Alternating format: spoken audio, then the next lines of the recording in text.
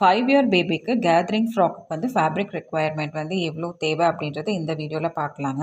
Normal, medium and heavy gathering உள்ள frock அப்படின்னு நீங்கள் 3 டைப்ஸாக நான் பிரிச்சிருக்கேன். ஸோ ஒருவேளை நார்மல் அண்ட் மீடியம் கேதரிங் உள்ள ஃப்ராக் நீங்கள் வந்து ஸ்டிச் பண்ணணும் அப்படின்னா, ஒருவேளை நீங்கள் வாங்குகிற ஃபேப்ரிக்கோட வித் வந்து 44 இன்ச்சஸாக இருந்தால் 1.5 மீட்டர் ஆஃப் ஃபேப்ரிக் வந்து தேவை. 56 ஆர் 60 இன்ச்சஸ் வித் உள்ள ஃபேப்ரிக்னா 1.25 மீட்டர். இதுவே வந்து ஹெவி கேதரிங் இருக்கிற ஃபேப்ரிக்காக இருந்தால் 44 வித் இருக்க ஃபேப்ரிக் நீங்கள் பர்ச்சேஸ் பண்ணிங்கன்னா 2லேருந்து 2.25 metre and 56 or 60 inches with இருக்கிற ஃபேப்ரிக்காக இருந்ததுன்னா 1.5லேருந்து 1.25 மீட்டர் ஆஃப் ஃபேப்ரிக் வந்து தேவைப்படும். இது நீங்கள் எக்ஸ்ட்ரா ரஃபிள்ஸ் வந்து வைக்கிறீங்க அப்படிங்கும்போது இன்னி ஃபேப்ரிக் ரெக்குவயர்மெண்ட் வந்து பேஸ்ட் ஆன் உங்களோட ரெக்குவயர்மெண்ட் வந்து சேஞ்ச் ஆகும். அண்ட் இதை தாண்டி லைனிங் வந்து நம்ம எக்ஸ்ட்ரா எடுக்கணும். ஸோ நான் இப்போ நீங்கள் கொடுத்துருக்க ஃபேப்ரிக் கால்குலேஷன் வந்து பார்த்திங்கன்னா மெயின் ஃபேப்ரிக்கு.